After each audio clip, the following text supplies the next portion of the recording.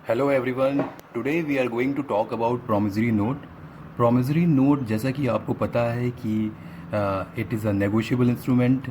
और negotiable instrument क्यों है? क्योंकि लास्ट लेक्चर में हमने पढ़ा था section 13 of negotiable instrument act कहता है कि a negotiable instrument means a promissory note, bill of exchange और चेक। सिंपल सा मतलब है इसका कि नेगोशिएबल इंस्ट्रूमेंट क्या है? प्रॉमिसरी नोट है, बिल ऑफ एक्सचेंज है और चेक है। तो आज हम पढ़ने जा रहे हैं कि प्रॉमिसरी नोट क्या होता है। तो प्रॉमिसरी नोट दिया गया है आपके section 4 of negotiable instrument act 1881 में, जिसमें कहा गया है a promissory note is an instrument in writing not being a bank note और a currency note containing an unconditional undertaking signed by maker to pay a certain sum of money to or to the order of a certain person or to the bearer of the instrument। तो इसका simple सा मतलब ये है कि promissory note क्या है? Instrument in writing है, मतलब डॉक्यूमेंट इन राइटिंग है। एक्सेप्शन दे दिया गया है पहले ही कि बैंक नोट और करेंसी नोट नहीं है, इसको हम आगे डिस्कस करेंगे। लेकिन फ़िलहाल के लिए हम बाकी की जो डिफिनेशन दी गई है उसके ऊपर जाते हैं कि containing an unconditional undertaking sign by the maker, यानी कि जो बना रहा है प्रॉमिसरी नोट वो अनकंडीशनल प्रॉमिस कर रहा है। क्या प्रॉमिस कर रहा है? To pay a certain sum of money to और to the order of certain person और to the bearer of the instrument. मतलब वो जो अमाउंट पे करना है, किसको करना है? एक पर्सन को करना है, या उसके ऑर्डर पे किसी को करना है, या जो बियर करता है उसको करना है। ओके, बियर मतलब जिसके पास वो इंस्ट्रूमेंट होगा उसको मेकर जो है पैसा देगा। इसको हम और अच्छे से समझते हैं एक एग्ज़ाम्पल से। एक एग्ज़ाम्पल है जिसमें कस्टमर और सप्लायर है। कस्टमर कौन है? जो गुड्स ख़रीदने आया है, और सप्लायर कौन है? जो उसे गुड्स बेचेगा। तो कस्टमर सप्लायर के पास जाता है। कस्टमर कहता है कि मुझे 5,000 के गुड्स चाहिए, 5,000 के गुड्स चाहिए, लेकिन मेरे पास कैश नहीं है। लेकिन मैं जो गुड्स ख़रीदूँगा उसके बदले मैं आपको एक प्रॉमिसरी नोट दूंगा। और प्रॉमिसरी नोट क्या है? मैं आपसे एक प्रॉमिस करूंगा कि जो मैंने गुड्स ख़रीदा है 5,000 रुपये के, वो 5,000 रुपये मैं आपको पे करूंगा। उस प्रॉमिसरी नोट पे एक डेट लिखी होगी, उस डेट के बाद सप्लायर जाके कस्टमर से पैसा ले सकता है। तो इस केस में हम ये देख रहे हैं कि कस्टमर और सप्लायर दो पार्टी हैं। तो यहाँ पे जो दो पार्टी हैं उनकी हम रिलेशनशिप और भी तरीके से देख सकते हैं। जैसे कि कस्टमर यहाँ पे क्या हो गया? डेटर, कर्जदार जिसे पैसा देना है। और सप्लायर क्या हो गया? क्रेडिटर, क्योंकि उसने क्रेडिट पे सामान दिया है। फिर कस्टमर क्या हो गया? मेकर, क्योंकि उसने नेगोशिएबल इंस्ट्रूमेंट बनाया है, ही इज़ अ मेकर। और उसे हम ड्रॉअर भी बोल सकते हैं क्योंकि उसने ड्रॉ किया है। जब कोई चीज़ हम ड्रॉ करते हैं तो हम क्या बोलते हैं उसे? कोई चीज़ कोई ड्रॉ करता है उसे बोलते हैं ड्रॉअर। कस्टमर को पेयर भी बोल सकते हैं क्योंकि उसे पैसा पे करना है। ठीक है, अब हम आते हैं सप्लायर साइड। सप्लायर को हम बोल सकते हैं ड्रॉई, क्योंकि उसे पैसा ड्रॉ करना है कस्टमर से। और उसे पे ही बोल सकते हैं क्योंकि जिसे पैसा मिलना होता है वो पे ही होता है। तो ये सारी रिलेशनशिप अगर आप याद रखेंगे तो आपको प्रॉमिसरी नोट बहुत क्लियर हो जाएगा। अब बात आती है कि डेफिनेशन में ऐसा क्यों बोला गया है एक्सेप्ट बैंक नोट और करेंसी। क्योंकि अगर आप बैंक नोट को देखिए तो उस पर क्या लिखा हुआ है? I promise to pay the bearer the sum of 500 rupees, जो आपके सामने नोट है। ठीक है, तो यहाँ पे भी प्रॉमिस हो रहा है। तो ये कहीं लोग इसे प्रॉमिसरी नोट ना समझ ले, क्योंकि इस पर साइन भी है मेकर की, जो गवर्नर की साइन आप देख रहे हैं, अमाउंट भी लिखा हुआ है।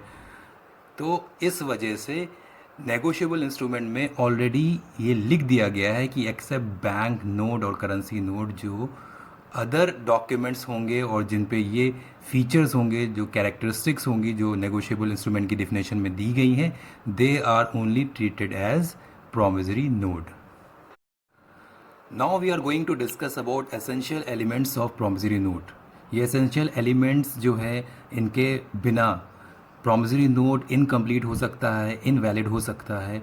तो इनको समझना ज़रूरी है कि हर प्रॉमिसरी नोट में ये चीज़ों का ध्यान रखना है। It must be in writing. Promissory note writing में होना चाहिए। वर्बली अगर आप किसी से प्रॉमिस कर रहे हैं, that will not be treated as promissory note. इसका एग्जांपल है, जैसे कि आप किसी से प्रॉमिस कर रहे हैं, ए promises to pay ₹70,000 to B over telephone. तो टेलीफोन पे प्रॉमिस कर रहे हैं, this is not a promissory note as it is not in writing.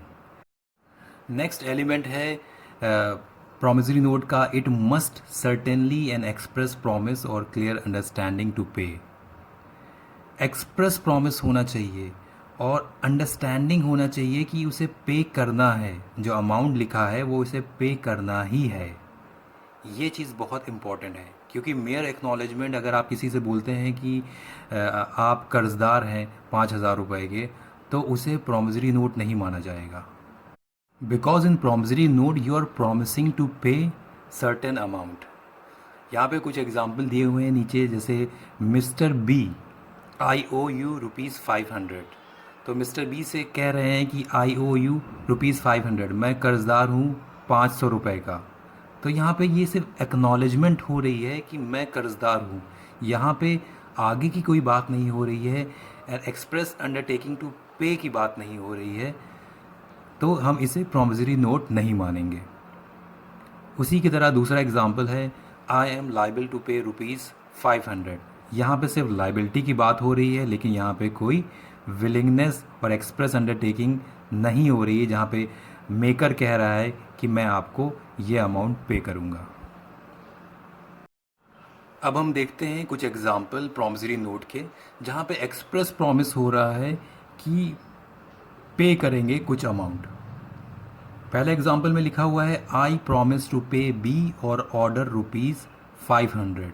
तो देख सकते हैं आप, यहाँ पे सीधे सीधे लिखा है कि I promise to pay, promise कर रहे हैं मैं आपको 500 रुपये दूंगा। तो this will be treated as promissory note. I acknowledge my self to be indebted to be in ₹1,000 to be paid on demand for the value received। अब देखिए, यहाँ पे एक्नॉलेज कर रहे हैं कि मैं कर्ज़दार हूँ बी का। कितना कर्ज़दार हूँ? ₹1000 का, जो मैं उसे पे करूँगा ऑन डिमांड। किस लिए? फॉर द वैल्यू रिसीव्ड, जो उसने गुड्स रिसीव किए हैं। तो देखिए, यहाँ पे सारे एलिमेंट जो हैं प्रॉमिसरी नोट के कंप्लीट हो रहे हैं कि एक्नॉलेजमेंट भी हो रहा है, प्रॉमिस भी हो रहा है कि मैं आपको पे करूंगा ऑन डिमांड जब भी आप कहेंगे, और किस लिए करूंगा? तो फॉर द वैल्यू रिसीव्ड। ठीक है, आई होप ये आपको क्लियर हो गया होगा। प्रॉमिस टू पे मस्ट बी अनकंडीशनल। कोई कंडीशन नहीं लगा सकते जब भी आप प्रॉमिस कर रहे हैं एज अ मेकर। इसका एग्जाम्पल है, जैसे कि लिखा हुआ है, आई प्रॉमिस टू पे to A ₹1 lakh after the death of B provided B leaves enough money to pay। यहाँ पे कंडीशन लगा रहे हैं कि B मरने पे अगर 1 लाख के करीब पैसा छोड़ता है तभी मैं आपको पे करूँगा। तो कंडीशन लगा दी आपने, तो this will not be treated as promissory note, क्योंकि प्रॉमिसरी नोट अनकंडीशनल होना चाहिए। लेकिन यहाँ पे एक चीज़ आपको ध्यान देनी होगी कि सेक्शन 4 में दिया हुआ है, जो अनकंडीशनल जो वर्ड लिखा हुआ है, उसमें एक चीज़ आपको ध्यान रखनी होगी कि अगर कोई इवेंट सर्टेन है, होना ही होना है, और उस पर आप कंडीशन लगाते हैं, तो क्या है, वो मान लिया जाएगा प्रॉमिसरी नोट, जैसे कि डेथ। नेक्स्ट एग्जाम्पल पे आइए तो आपको और क्लियर हो जाएगा। आई प्रॉमिस टू पे to A ₹1,000 10 days after the death of B। ठीक है, तो यहाँ पे this will not be treated as conditional promissory note. ठीक है, यहाँ पे कोई कंडीशन नहीं लगा रहे हैं, क्योंकि यू आर सर्टेन कि डेथ तो होनी ही होनी है। तो जहाँ पे सर्टेनिटी है, तो वहाँ पे उस तरीके की आप कंडीशन लगा सकते हैं, and it will be treated as unconditional under section 4। Of money to pay. अब ये चीज़ हो भी सकती है, नहीं भी हो सकती है, तो it will be not treated as promissory note. अब दूसरा एग्जांपल जिसमें लिखा हुआ है आई प्रॉमिस टू पे ₹1000 10 days after the death of B. जैसा कि मैंने आपको पहले ही बता दिया था कि डेथ तो सर्टेन है, तो this will be treated as promissory note. Maker must be certain. जो प्रॉमिसरी नोट बना रहा है, मेकर ऑफ प्रॉमिसरी नोट, वो क्लियरली पता होना चाहिए कि वो कौन पर्सन है। वो कौन पर्सन है जो एग्री कर रहा है, जो प्रॉमिस कर रहा है कि वो सर्टेन अमाउंट पे करेगा। The payee must be certain. The instrument must point out with certainty the person to whom the promise has been made. The payee may be ascertained by name or by designation. यानी कि जो पेई है, जिसे पैसा मिलना है, वो सर्टेन होना चाहिए, वो क्लियरली पता होना चाहिए कौन है, बाय नेम और बाय डेजिग्नेशन। बाय नेम तो आपको समझ में आ गया होगा, बाय डेजिग्नेशन मतलब उसका जो डेजिग्नेशन है, जो उसका ओहदा है, या आप उसको ही लिख दें। फॉर एग्ज़ाम्पल कि मैं एक प्रॉमिसरी नोट लिखता हूँ, मैं लिख देता हूँ कि ये मैं प्रॉमिसरी नोट लिख रहा हूँ और इसका पैसा जो पे होगा, ऑर्डर मैंने किया प्रॉमिसरी नोट, वो किसके नाम किया? Manager of State Bank of India, Chowk, Lucknow. तो डेजिग्नेशन से पता चल गया कि मैंने ये प्रॉमिसरी नोट किसके नाम पे लिखा है, इसका पैसा किसको मिलना चाहिए। ठीक है, तो डेजिग्नेशन से भी आप पहचान सकते हैं उस पर्सन को जिसको पैसा मिलना है। It should be sign by maker. Signature बहुत इंपॉर्टेंट है। जो भी प्रॉमिसरी नोट बना रहा है, जो भी मेकर है, उसका साइन होना ज़रूरी है, without which the promissory note is incomplete. The promise should be to pay money and money only. तो प्रॉमिसरी नोट आप जब भी बनाएंगे तो उसमें आप क्या करेंगे, जो भी आपने गुड्स ख़रीदा है, जो भी सर्विस ली है, तो आप प्रॉमिसरी नोट लिखेंगे तो इन टर्म ऑफ मनी लिखेंगे। आप ये नहीं कह सकते कि ये मैं प्रॉमिसरी नोट जो बना रहा हूँ, जो मैंने गुड्स ख़रीदे हैं, मान लिया मैंने आटा ख़रीदा है, तो मैं प्रॉमिसरी नोट में लिख रहा हूँ कि मैं आपको आफ्टर सर्टेन डेट मैं आपको चावल दूंगा। तो ये बार्टर सिस्टम नहीं चलता है यहाँ पे। यहाँ पे क्या है, मनी में ही एक्सचेंज करना है आपको, मतलब मनी ही पे करना है। और जो अमाउंट आप लिख रहे हैं वो भी सर्टेन होना चाहिए। ऐसा नहीं आप ये लिख रहे हैं कि मैं आपको 500 रुपये दूंगा और थोड़े और पैसे दूंगा, तो आप इस तरीके से प्रॉमिसरी नोट नहीं लिख सकते। मनी जो है वो क्लियरली डिफाइन होनी चाहिए। इसका एग्जांपल है I promise to pay ₹350 and all other sums which shall be due. तो all other sums which shall be due जो है, ये क्या है, सर्टेनिटी नहीं बता रहा है कि कितना अमाउंट पे करना है एग्जैक्टली, तो it is not a valid promissory note. एक और एग्जाम्पल जो लिखा हुआ है, आई प्रॉमिस टू पे ₹1,05,000 bags of rice is not a valid promissory note. मैंने आपको जैसा बताया कि आप जो पे कर रहे हैं वो मनी में ही पे करेंगे, लेकिन मनी के साथ आपने 500 बैग्स ऑफ राइस, 500 बोरी आपने राइस भी जोड़ दिया, तो this is also not a valid promissory note.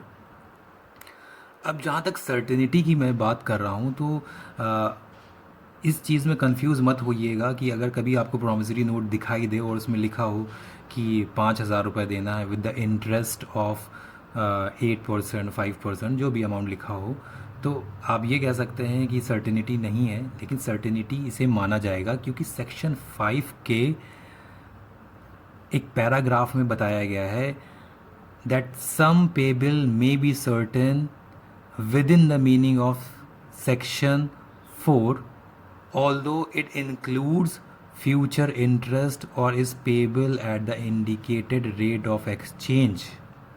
मतलब कि अगर फ्यूचर इंटरेस्ट आप उस पर कोई लगा रहे हैं, कोई रेट ऑफ एक्सचेंज जो फ्यूचर में लगेगा, अगर वो आप ऐड करके अमाउंट बता रहे हैं, then it will be treated as a valid promissory note. उसको ये मत समझिएगा कि इसमें क्लियर अमाउंट नहीं है, इसमें अमाउंट क्लियर है क्योंकि ये सेक्शन 5 के पैराग्राफ में बताया गया है कि आपको इंक्लूड करना है फ्यूचर इंटरेस्ट और रेट ऑफ एक्सचेंज। ठीक है।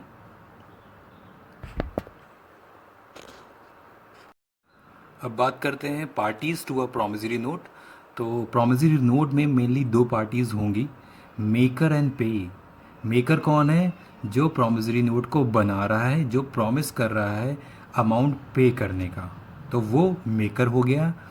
पेई कौन है? जिसको अमाउंट मिलना है। किससे मिलना है? मेकर से मिलना है। तो मेनली ये दो पार्टीज़ हैं, बाकी और भी पार्टीज़ हो सकती हैं, उसको हम लोग डिटेल में जब डिस्कस करेंगे तब करेंगे, लेकिन अभी के लिए आप ये याद रखिए कि प्रोमिसरी नोट में मेनली दो पार्टीज़ होती हैं। अब ये आपकी स्क्रीन पे प्रोमिसरी नोट है और ये रियल प्रोमिसरी नोट है जो मैंने इंटरनेट से निकाला है। ये 6 दिसंबर 1926 का प्रोमिसरी नोट है और ये डिमांड प्रोमिसरी नोट है। हम लोग बेयरर और डिमांड नेगोशिएबल इंस्ट्रूमेंट हम लोग ने पढ़ा था लास्ट लेक्चर में, तो ये डिमांड प्रोमिसरी नोट है। इसमें रेट ऑफ इंटरेस्ट भी लगाया गया है, जैसा कि आप देख सकते हैं, और इसमें स्टैम्पिंग हुई है। Stamping is also essential part of promissory note. ये बात मैं आपको बता दूं कि जो स्टैम्पिंग है वो बिल ऑफ एक्सचेंज और प्रोमिसरी नोट में ही लगती है। चेक में स्टैम्पिंग का प्रोविज़न नहीं है। नेगोशिएबल इंस्ट्रूमेंट क्योंकि तीन है और ये दोनों में ही सिर्फ स्टैम्पिंग का प्रोविज़न है। कुछ इलस्ट्रेशंस आपके स्क्रीन पे दिए गए हैं और जैसा कि आप देख रहे हैं ABCD करके ये लिखा हुआ है।